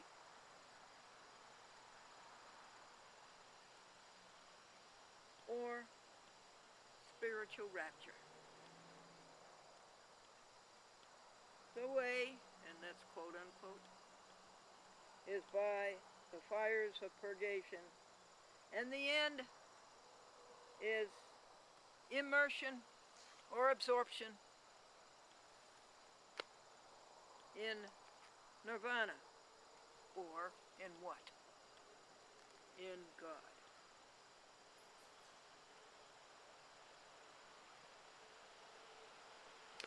Immersion.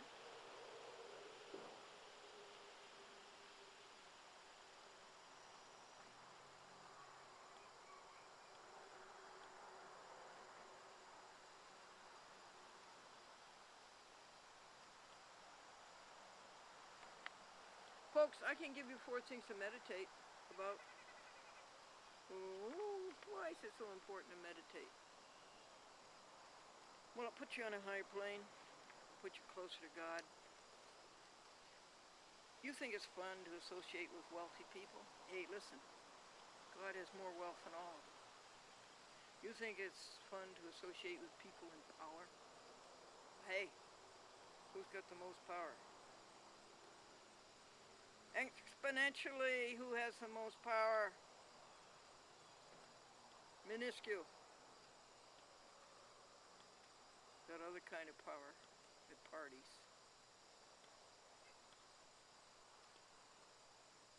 You think it's fun to intelligently keep company with the wise? But wait, who has the most wisdom of all?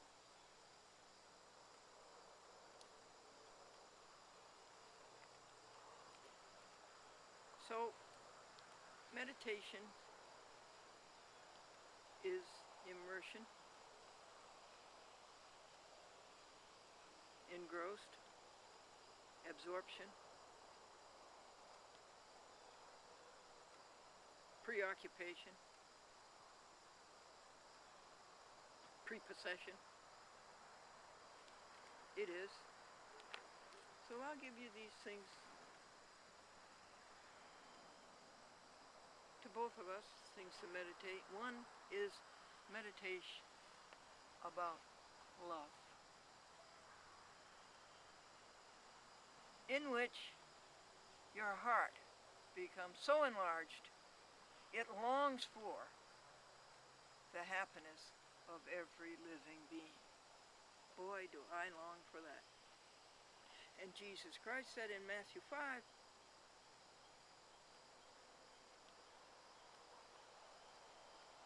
blessed are they who hunger and thirst for righteousness.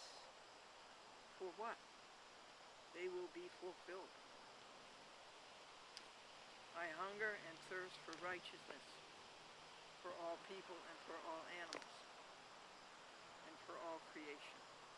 I hunger and thirst for righteousness, and therefore I will be fulfilled. Take out I and put in you.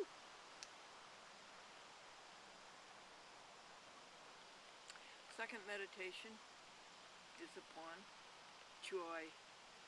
What is joy? A dishwasher detergent.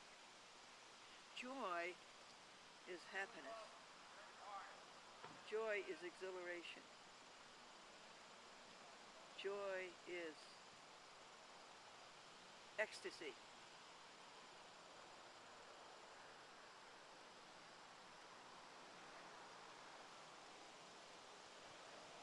Joy is glee.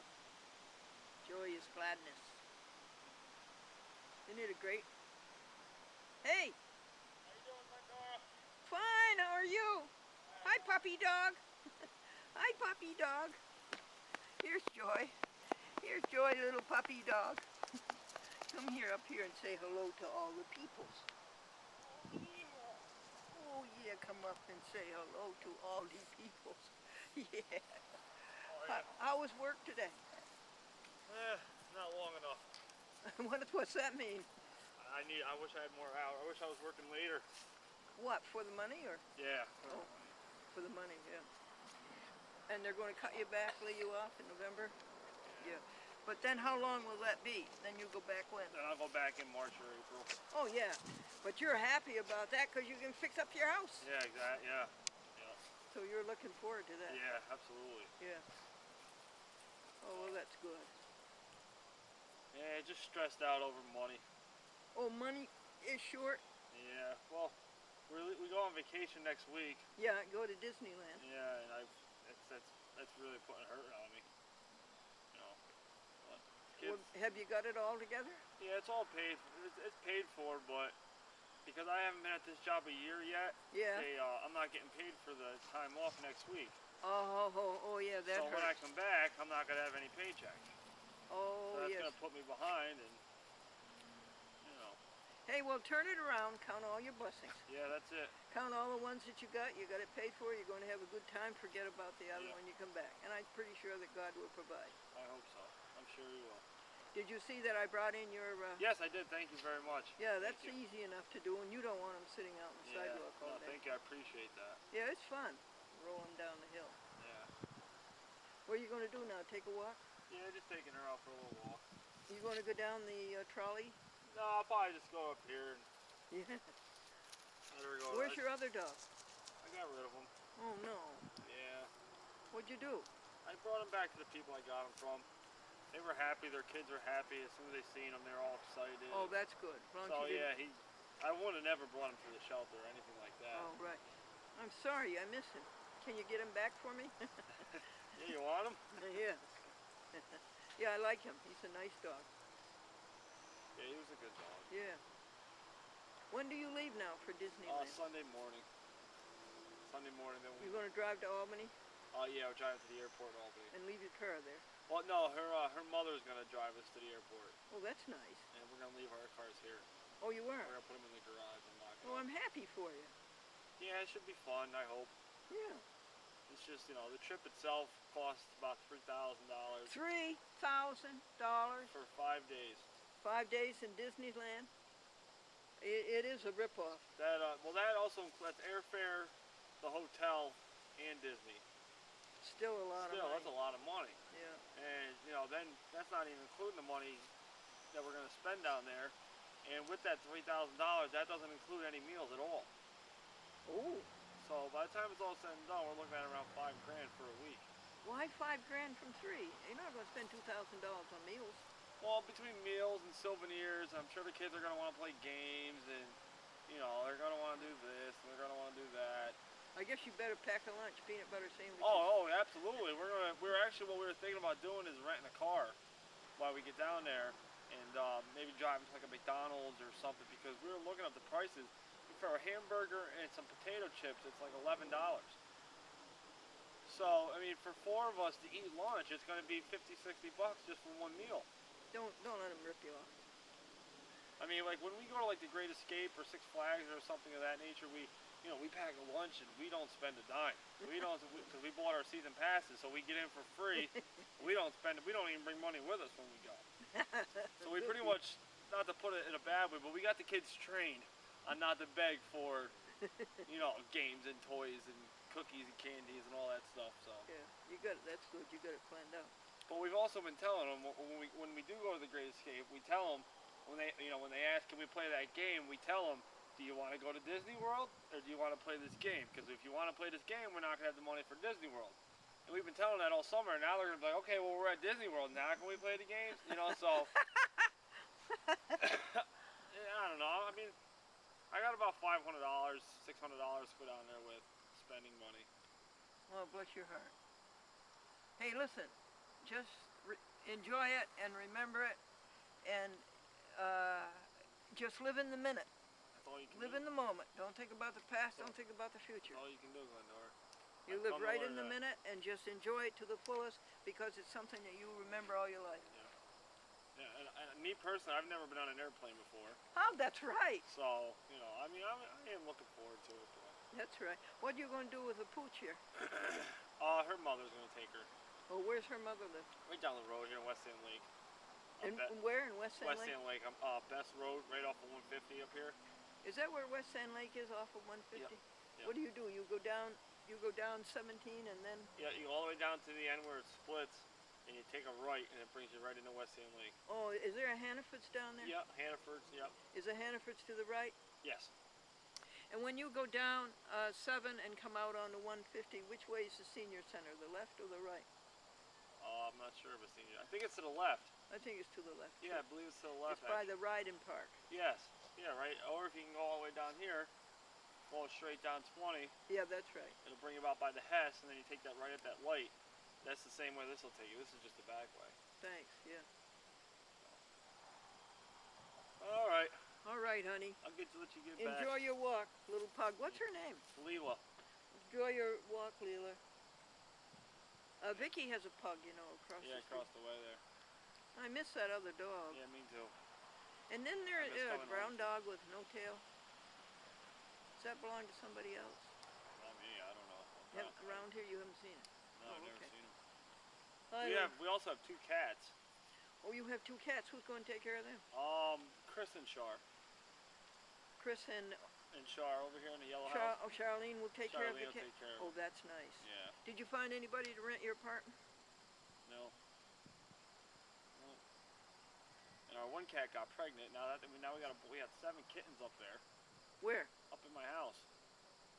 She had babies like 2 weeks ago. Okay, listen. When it comes time to get her spayed, I'll help you. Yeah. I do that. Oh really? Oh, sure, because you can't find homes for the kittens. Yeah, and that's the thing. I feel bad because, you know, I'm an animal lover, and I go to these animal shelters and I see all these poor cats and kittens, and it's like, but we tried. So we've only had her for maybe 7, 8 months. We got her. Yeah. And Let's see. Yeah, go ahead. we tried so hard to keep her in the house. She literally knocks the screens right out of the window. Oh, they do.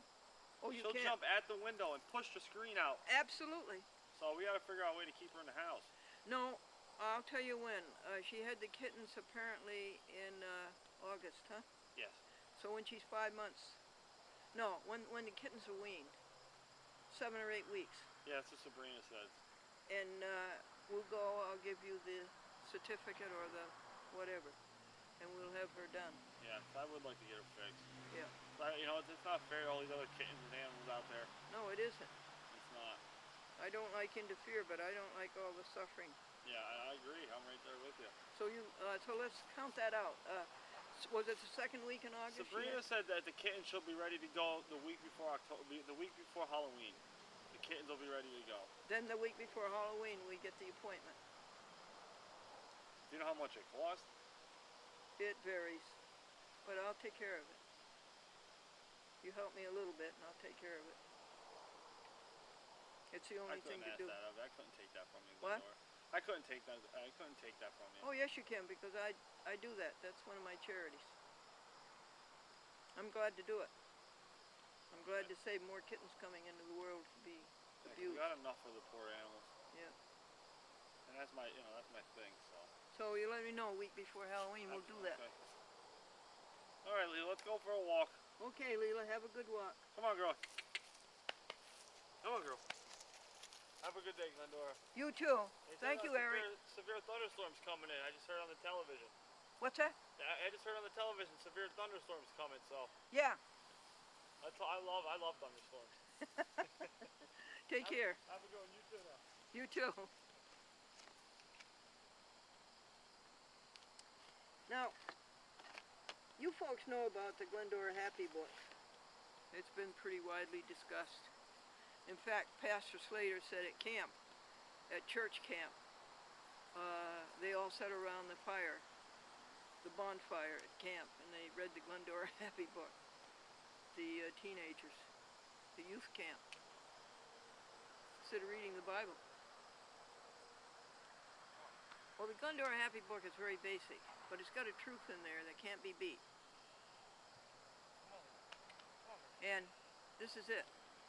Every 15 minutes you count your blessings. That's wrong. Every hour you count 15 blessings. And every 15 minutes you rejoice about something. Count your blessings right now. You're alive. You were born. You are healthy. You have food.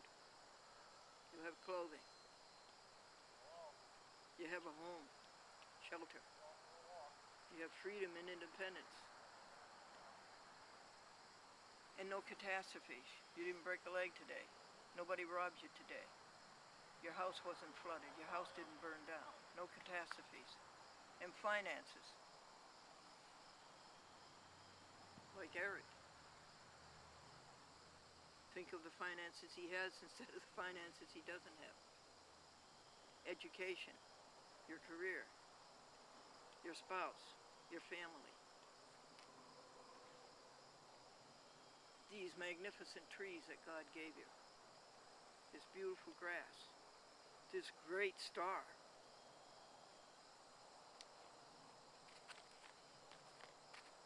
And then rejoice about something every 15 minutes. I rejoice that you and I are together, and that we are on a higher plane, and that we are thinking about what gives joy. So there we were talking about joy. Now,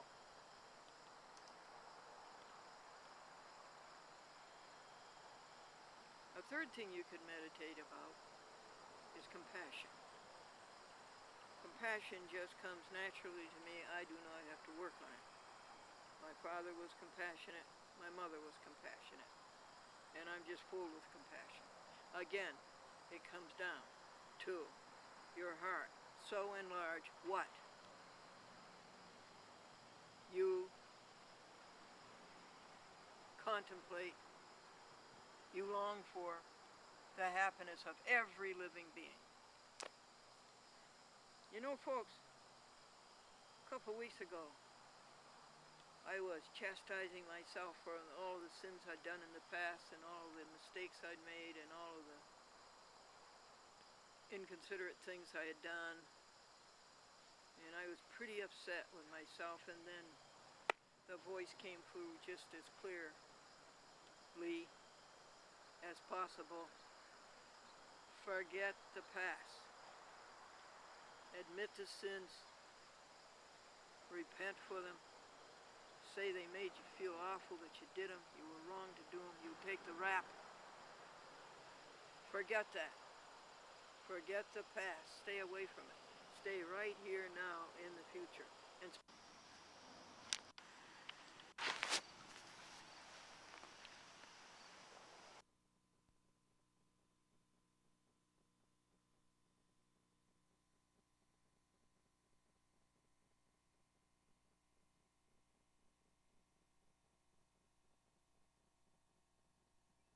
4, 3, 2, 1. So it's so simple. And it's so straightforward. And it's fundamental. And it's a first step. And it will get you. Hello there, little pug. Hello there, little pug. So the Glendora Happy book has got a lot of attention, but another book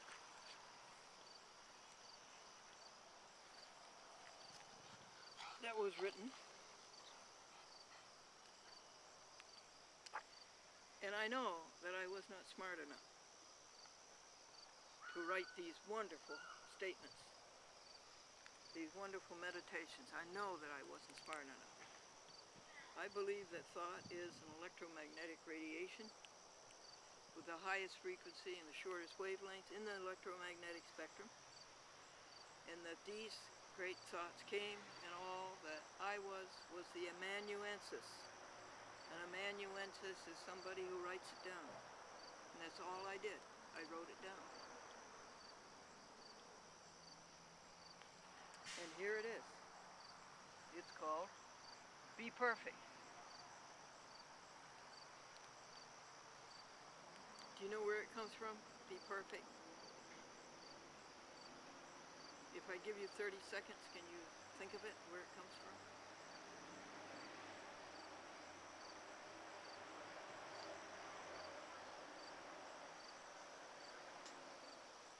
It comes from the Bible. It comes from the New Testament. It comes from the book of Matthew. It comes from chapter 5.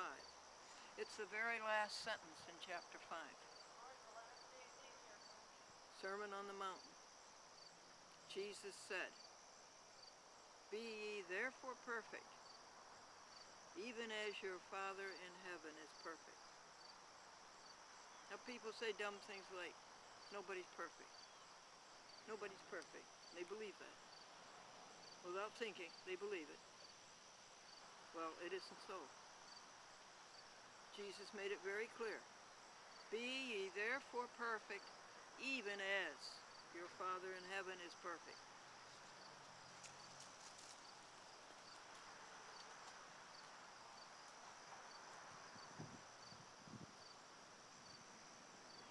You want to see a page of it? Do I have to get up? Ooh.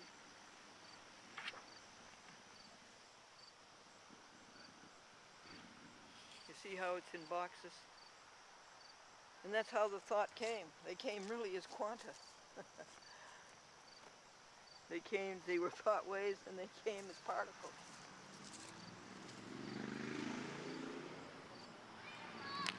And every time one came, it was written down.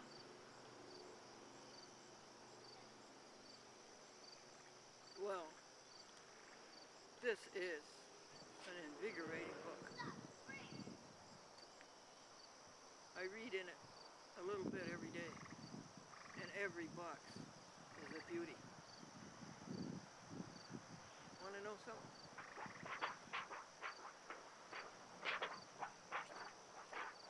It's published on plastic. The covers are plastic.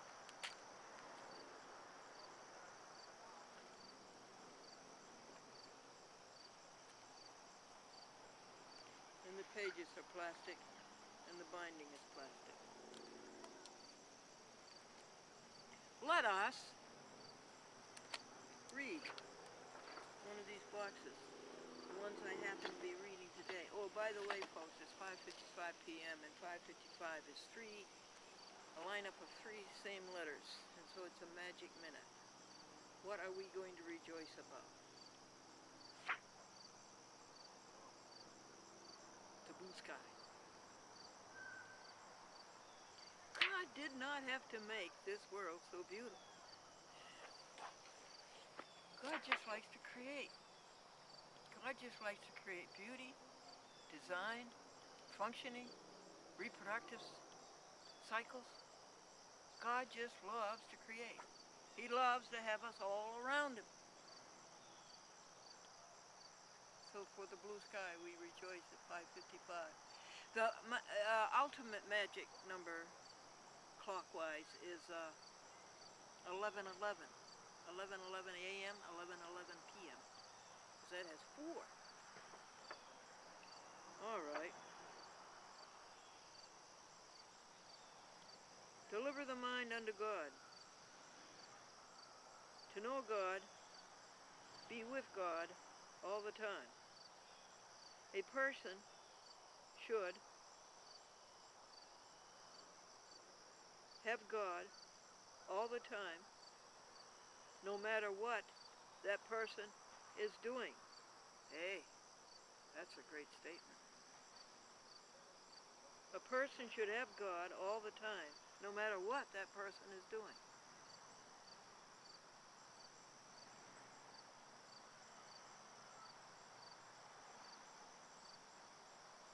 Or, no matter what anybody else is doing. Hey, that's a great statement.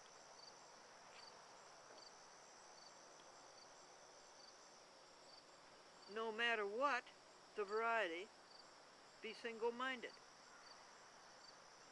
The mind should not lag or lead the body. Mind and body should be in place. God gives a person the highest goal and everything needed to accomplish this goal. Gee, these are great meditations. Purify thinking.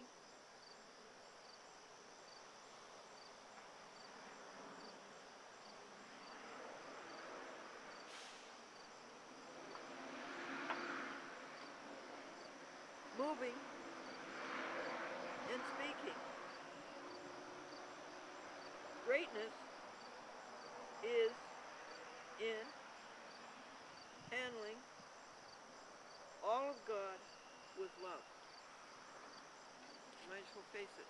If you're seeking greatness, it's not in money, it's not in a house, it's not in cars, it's not in the stores.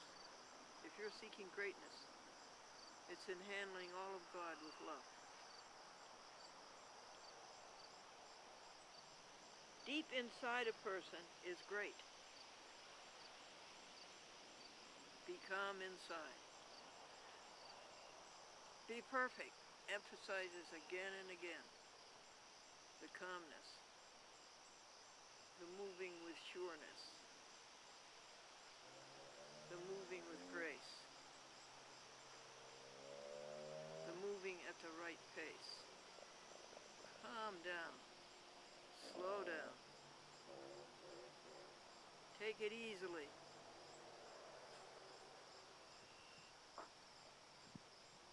Be calm inside.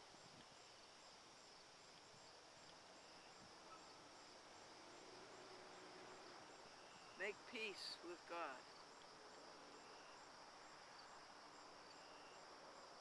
There is no greatness beyond loving.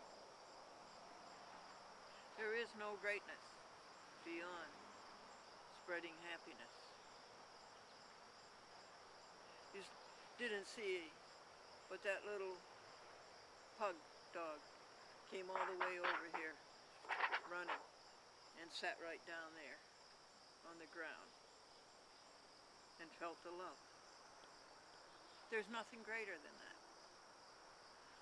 Is there, tree? Now that was that box, which was sort of larger than most of them, and some of them are very small. Box of thought. God is the universe. There's a DVD out, put out by H History. Is that the History Channel? Well, they put a lot of money into it. I respect them for the production, for the video, for the audio, for the physicists they gathered to expound the mysteries of God. And the debate is over, is there one universe or are there lots of universes? And we don't really need a God to explain it. Quantum theory will explain it. Boys and girls, you missed the point. If there's hundreds of universes, then there's still one universe. There's still one creator. And there has to be a transcendent being. You missed the point. God is the universe. What the universe is God. God is the universe. The universe is God. And no matter how big you want to make it, there has to be a transcendent being.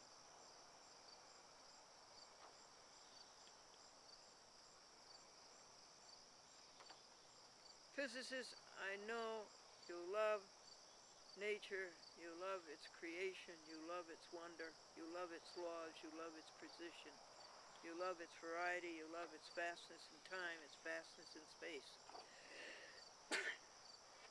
It's nothing to sneeze at, excuse me. But boys,